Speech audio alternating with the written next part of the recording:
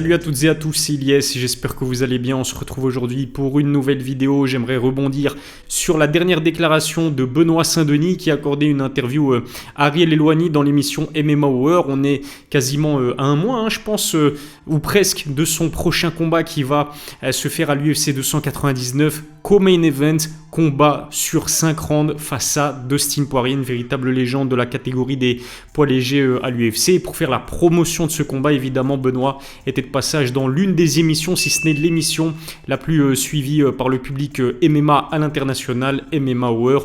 Et donc Benoît Saint-Denis a donné son avis concernant une phrase de Cédric Doumbé qui lui aussi va combattre au mois de mars le 7 main event du PFL Paris face à Baysangour Shamsudinov et qui il y a quelques jours a déclaré qu'il était le visage du MMA français. Vous allez le voir, Benoît n'est pas forcément d'accord. Je vais vous donner mon avis concernant cette déclaration de Benoît, la déclaration de Cédric Doumbé et on va essayer de déterminer qui est à l'heure actuelle le vrai visage du MMA français, comprenez le meilleur ambassadeur, le meilleur représentant du MMA français. Juste avant, abonnez-vous à ma chaîne, activez la cloche pour recevoir les notifications, lâchez un pouce bleu, ça fait toujours plaisir et puis n'oubliez pas que vous bénéficiez toujours de 10% de réduction sur les produits de la marque Others, complément alimentaire française basé à 100% sur des produits végétaux. Si ça vous intéresse, rendez-vous sur leur site, je mettrai le lien d'Others dans la description. Ariel Helwani, c'est vraiment un petit filou. Pourquoi est-ce que je dis ça? Parce qu'en fait, comme tout bon journaliste qui se respecte, il avait besoin d'une phrase intéressante, une phrase croustillante de la part de Benoît Saint-Denis lors de leur dernière interview qui s'est faite hier au moment où j'enregistre cette vidéo. Le truc, c'est que je pense que c'était la semaine passée, Cédric Doumbé était lui aussi de passage dans l'émission MMA Hour. Et il y a un passage justement dans l'émission où Cédric raconte qu'il estime être à l'heure actuelle le visage du MMA français, c'est-à-dire le meilleur représentant du MMA français. Évidemment, Ariel a voulu savoir ce que Benoît pensait de ça. Et ce que j'aimais en fait avec Benoît comme avec Cédric, c'est que tous les deux, ils passent pas par 4 chemins. Ils donnent leur avis sincère et honnête, que vous l'aimiez ou que vous l'aimiez pas. Benoît n'est pas d'accord avec cette phrase de Cédric Doumbé. Qu'est-ce qu'il dit exactement Benoît dans cette interview concernant ce passage de Cédric? Pour Benoît Saint-Denis, Cédric est en fait le visage du kickboxing français. D'ailleurs, il parle d'autres représentants du kickboxing français qui sont, on va dire, éligibles à ce statut symbolique. Yohan Lidon, et je pense même qu'à un moment donné, il parle de Jérôme Le Banner. Donc, pour Benoît Saint-Denis, Cédric Doumbé est le visage du kickboxing français, ou en tout cas l'un des visages du kickboxing français, mais Benoît n'est pas d'accord avec Cédric Doumbé quand il s'estime être le visage du MMA français. Pourquoi? Parce que toujours selon Benoît Saint-Denis, eh bien Cédric, il est trop jeune, il est trop frais dans ses disciplines pour obtenir ce statut symbolique-là. Attention, Benoît dit aussi que Cédric Doumbé est un combattant extrêmement divertissant et qui est doté d'une puissance tout simplement phénoménale. Mais toujours pour Benoît, c'est pas assez pour faire de Cédric Doumbé le meilleur représentant du MMA français.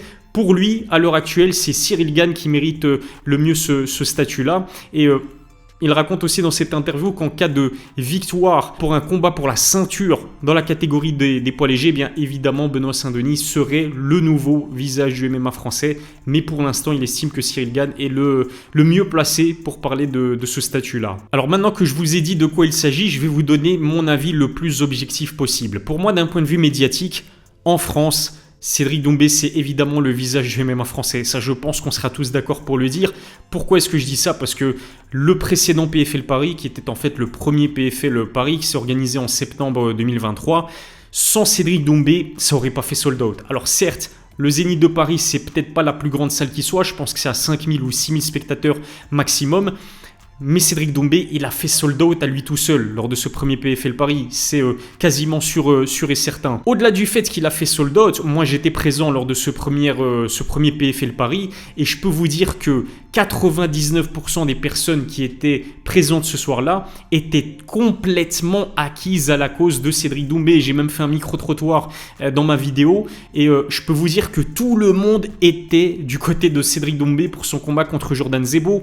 Avant même que le combat ne se fasse dès le début de la soirée, ça scandait Jordan t'es mort dans le public. Bref, c'était une masterclass absolue. D'ailleurs, le public du PFL Paris a été désigné le public de l'année en 2023 par, tiens, Ariel Helwani et son émission MMA Hour. Au-delà du public aussi, il faut dire que Cédric a quand même réussi l'exploit de ramener la moitié de l'effectif du Paris Saint-Germain qui jouait quelques heures avant, qui a fait le déplacement pour assister absolument à sa performance, sans parler de Maître Gims, je pense qu'il était là, et d'autres artistes, Dadju, je pense, si je ne dis pas de bêtises. Enfin bref, il y avait vraiment de très gros artistes et de très grands sportifs qui étaient présents, qui ont répondu présents pour assister en priorité à la performance de Cédric Doumbé. Et ça va être pareil pour son prochain combat le 7 mars contre Baysangour Shamsudinov. Cette fois, le PFL a bien compris que Cédric Doumbé était un combattant extrêmement populaire et on est passé du Zénith de Paris, maximum 5000 à 6000 spectateurs, à l'Accor Arena Bercy qui peut contenir jusqu'à 20 000 spectateurs si je ne dis pas de bêtises.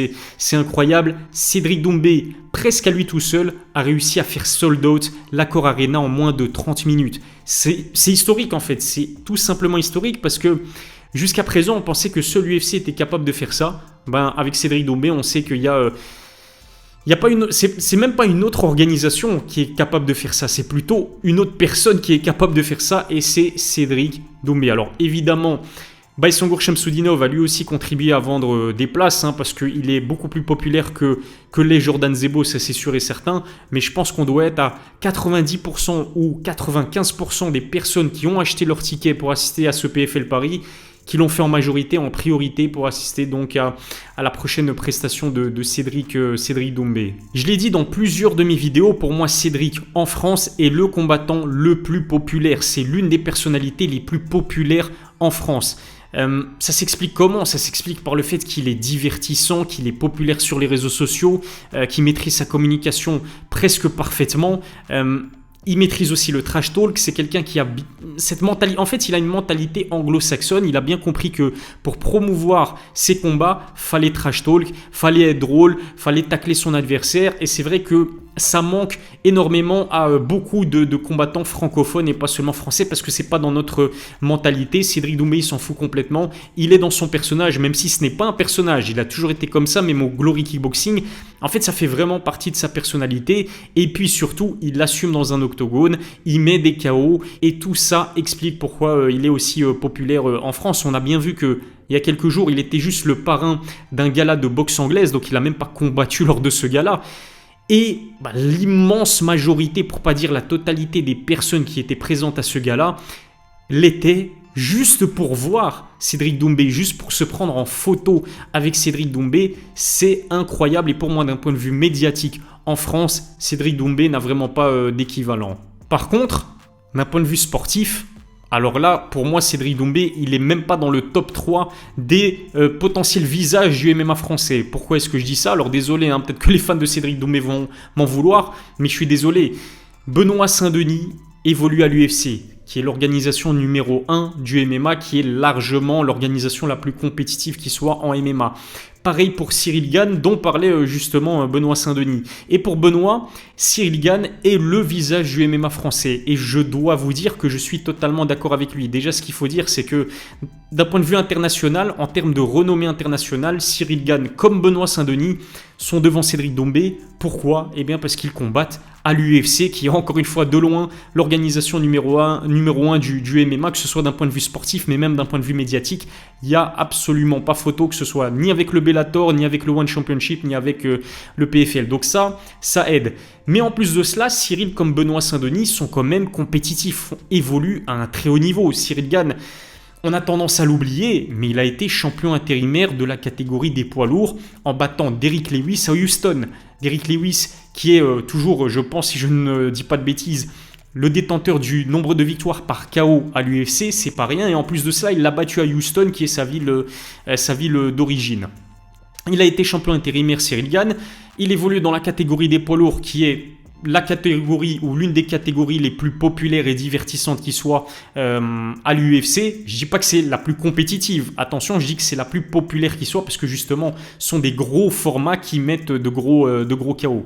Il a affronté Francis Ngannou, qui aujourd'hui est une superstar des sports de combat et une superstar tout court.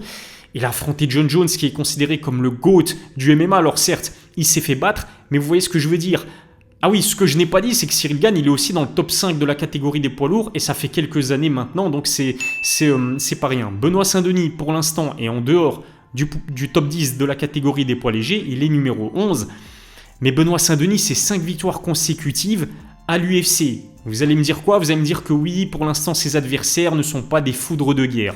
Quand même, Matt Frevola, c'était un top 15 à l'UFC. Ismail Bonfim, c'est l'un des plus grands prospects, ou en tout cas avant qu'il n'affronte Benoît Saint-Denis, c'était l'un des plus grands prospects de la catégorie des poids légers, qui est la catégorie la plus compétitive de l'UFC et donc du MMA. Benoît Saint-Denis, il va affronter Dustin Poirier. Dustin Poirier qui est numéro 3 de la catégorie des poids légers, qui a battu des légendes comme Conor McGregor, Max Holloway, il a battu Justin Gaethje, il a battu Eddie Alvarez, il a battu des anciens champions ou des anciens champions intérimaires ou tout simplement des combattants extrêmement populaires. Donc, d'un point de vue sportif, Cyril Gane comme Benoît Saint-Denis sont devant Cédric Doumbé parce que il n'a pas tort, Benoît. Cédric en MMA, je ne parle pas de kickboxing, mais je parle de MMA, ça reste un combattant très jeune. Il n'a que 5 combats à son actif.